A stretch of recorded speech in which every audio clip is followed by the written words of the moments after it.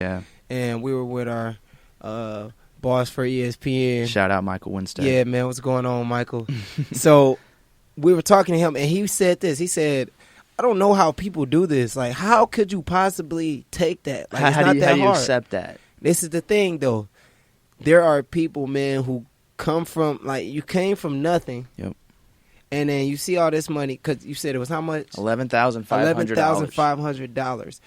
And you might not have never seen that much money. And you will probably never get another chance. And that's how you feel for sure. At the moment, heck yeah. You definitely feel, I'll never see 11,000 again. And who knows, you may have. But this is the thing.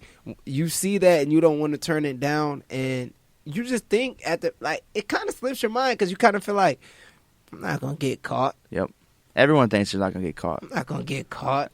But this is the thing, though. Yeah, man. I think that, I don't know, man. It's just one of those situations you have to be in to be able to answer. Like, it's hard to say no to $11,500, and it's from somebody else who you think he'll never. Because I'm sure they think, oh, he'll never get in trouble. That's the head coach. Yep. So I'm sure he's thinking like that too. But like I said, it's just one of those things. It's hard to turn down.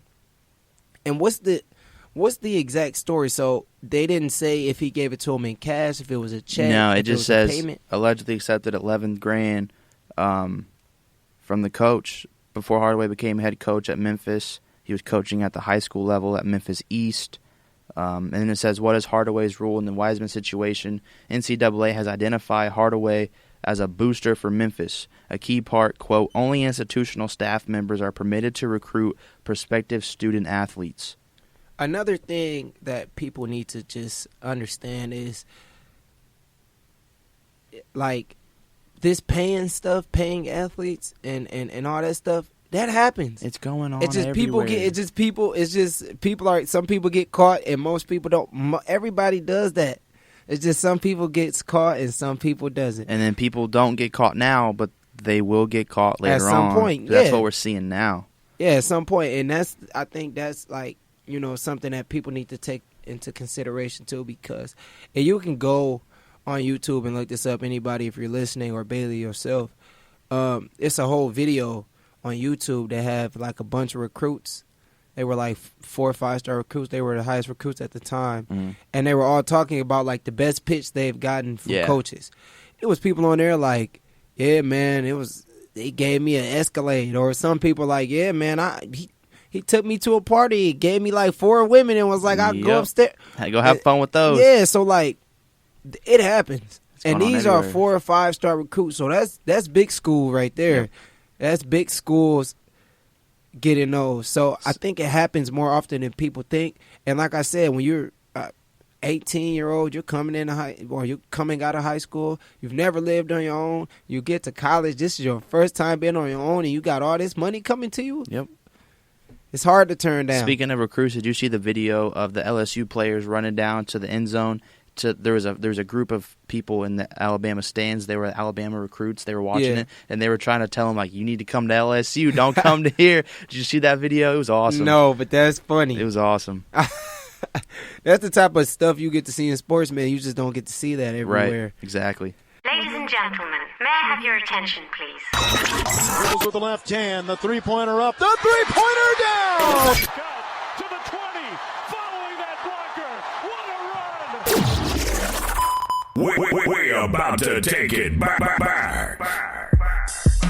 All right, it's time for Dozier's Did You Know? Did you know that on this day today in 1946, the New York Knicks had their first game at Madison Square Garden ever? They lost 78-68 to the Chicago Stags. Who are the Stags, man? I don't know. We need to find some jerseys though. I want to wear. Imagine I come in next time rocking a Stags jersey. How hard would that be? Hey, I'm gonna tell you this. Where you get that from? Just let me get it off you. That's what I'm gonna say. You trying to buy that off me? Shout out to the Stags. Pacers. Rolling. They're rolling, man. They beat the Magic 109-102 last night. Shout out to the Pacers, man, because the Colts broke my heart. Then right as the Colts game ended, you turn on the Pacer game. You know what's crazy, though? It was the opposite way at the beginning of the season. Yep. The Pacers were 0-3, and the Colts were winning. And I was like, hey, at least the Colts are winning. I don't care. Domas Sabonis. 21 points, 16 rebounds, 7 assists. He a beast. Man is a stud on a mission. Turner's out. Sabonis is stepping up, playing big minutes. Goga was out, so Jakar Sampson was probably the number 2 off the bench. Domas did his thing. So shout out to Domas. Yeah, man. and one thing that I like noticed was Sabonis not only led in scoring but in rebounds. Yep, And that's what he does. And that's perfect. That's perfect. If you can get somebody who's getting those points for you and getting the ball back for you, you can't ask for more. Brogdon and Warren also with 19 apiece. Brogdon, I think he had like 8 assists or something. Now another thing that I was very happy about was the defense, because defense played well too. Dude, they've been playing so well on the defensive end. And you got to do that when you don't have Oladipo. You got to have a strong defense. Yep. And the defense will get even stronger because Oladipo, when he plays, he's one of the leaders in steals. Yeah, in the whole league. So I'm excited to see what else they got, man. How many they've won? How many? 6 of the last 7 games. They were 0-3. Now they're 6-4. It's crazy. Yeah, go ahead. I was gonna say, like, and another thing that I've been liking, man, is they've been keeping it pushing, like, as far as momentum wise. Yep. And they've been looking like the chemistry has been good. They've been passing the ball, spreading and it that's out well. what the downfall was in the beginning of the season. They were losing it. They just weren't meshing. You could tell. Players weren't really familiar. But now, oh man, I'm so happy. Sometimes it just takes time, and it's what it did. Yeah, and they're only going to improve, and they're going to have to figure it out again once Vic comes back. There'll probably be a little down period right as he gets back. The lineup's a little adjusted. Yep. But then they'll pick right back up. And one thing I saw people saying, and it's not like it's wrong, but the Pacers have had easier opponents to start the season. But I mean, you still got to perform, and you still got to go out there and get the dub against any team. No team in the NBA is a bad team, and the Pacers are getting it done. And I think that, it's just the beginning of the season. Right. Those are the times you want your leeway in the schedule. Exactly. Because then I would rather make mistakes against the Magic than the Lakers. Yeah. Or the Bucks or the Sixers. Yeah, so I would definitely, I feel like the beginning of the schedule is when your leeway should be. You should be taking that time to get yourself ready. So I just think that I've been proud of them. And I think if they can continue it, and I think if they can continue it when Victor Oladipo comes back, they can be very elite. I don't think anybody in the world is ready for what's going to happen when Victor comes back. I'm going to say it right now. I don't think anybody has an idea of what is going to happen when Victor Oladipo, Malcolm Brogdon is in that backcourt, with Sabonis playing the way he's playing, Turner's going to be back, Goga. Man, I don't think anybody's ready. I'll tell you who's ready. I'm ready.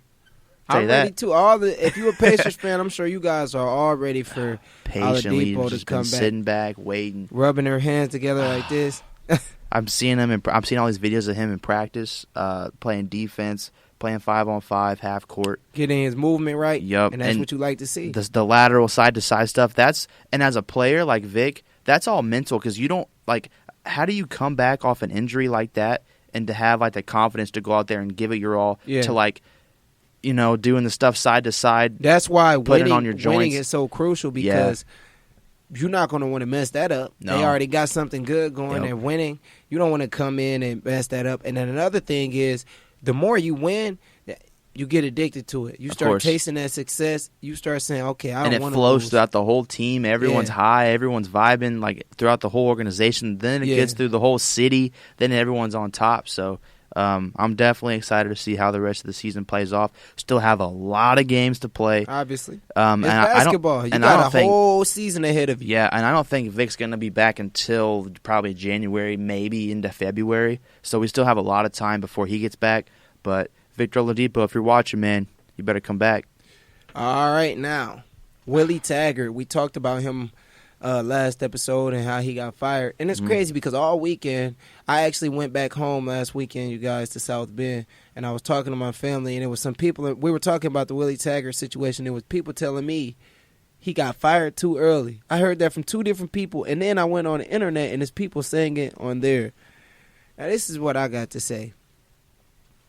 When you're coaching at Florida State, you're coaching at a place like Florida State, you don't have time. We don't have that leeway to be bad. You got to put yourself in Florida State shoes. Florida State. Put yourself as a Florida State fan. do you want to go through these rough? Like, you don't want to go through these rough years and Nope. you already have a history of being dominant, Right. a history of being elite.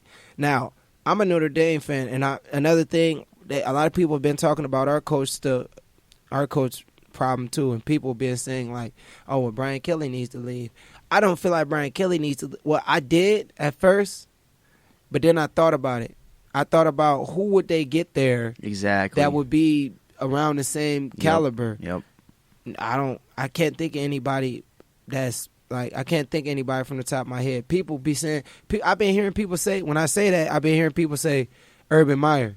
You think he's going to come back? I know that Notre Dame, I know he said that Notre Dame is his dream job, but. He said that before? I didn't know that. That's pretty cool. Yeah, he said Notre Dame is his dream job the time they smacked us in the whatever bowl it was. They smacked us though. But he said that Notre Dame is his dream job, and I believe it, but he was going through a lot of health problems. Right. Like, you think he's going to come back? Probably yeah, not. but if that did happen and he did, hey, I love it. But I'm just saying that's Only rare. time will tell with that one.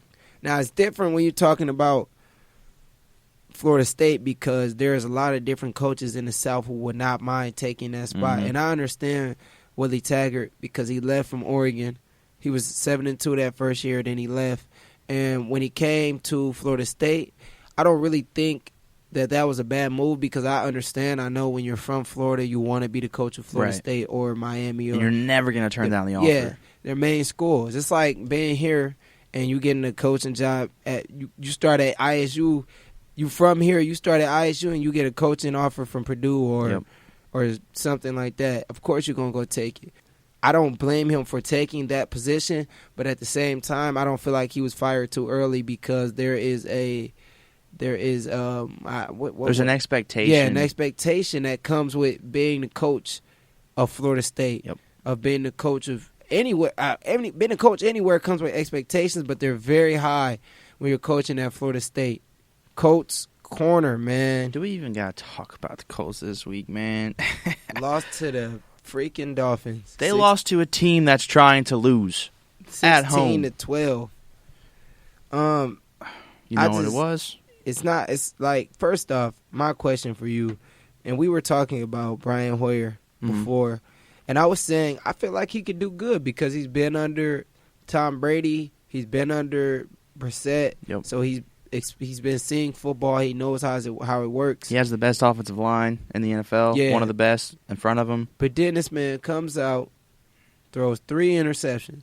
Everything he was forcing so many passes. He was unnecessarily trying to take shots downfield in the beginning of the game, trying to take bombs into double coverage. And one thing I saw with him, he was staring down the receiver he wanted to from the start. He didn't look through any reads. He had one receiver and that's what he was going to throw it to, and Miami knew it. 3 picks. And the first pick with Eric Ebron, so the Colts got it. The Colts they forced a fumble, a Miami fumble. We're like, all right, this is going to be easy game. Drove down the field. He threw a pass to Ebron in the end zone, which I personally thought it was a touchdown. Him and the defender. I seen it. I feel like it was a touchdown, and I'm not saying this because I'm a Colts fan. I'm being honest. Yeah, he caught it, and both feet were in the end zone. He had, and I don't really know how the rules work. I guess sometimes they say you have to have full possession, but he looked like he had full possession to me. Yeah, and then the Miami defender he got it with one hand, and he cradled it after Ebron had hit the ground. He kind of just scooped it from him. Yeah. They called it an interception. So it's like, that's a touchdown that got taken off, and then an interception for Hoyer. And then Miami probably drove down the field and probably scored, I forget. But what it was is that man, Adam Vinatieri, I'm so sick every week talking about this guy leaving points off of the scoreboard. We have been talking about this since the first game. Dude, it's so frustrating. And, that's just one of the things, like, the coach could have just called me if this is what they want. Hey man, kicker. You could probably kick a point after. Like, I'm serious. Like, this is starting to get out of hand. Like, this guy is getting millions of dollars to play football for the Indianapolis Colts, and he's a Hall of Fame first ballot, greatest kicker of all time, greatest clutch kicker of all time. Too many points on the board and too much of an important season, dude. While we're we got to you can't keep letting momentum get taken away from you. So what it was is it was 12. It was 6-10 Miami lead. The Colts scored a touchdown. It was 12-10.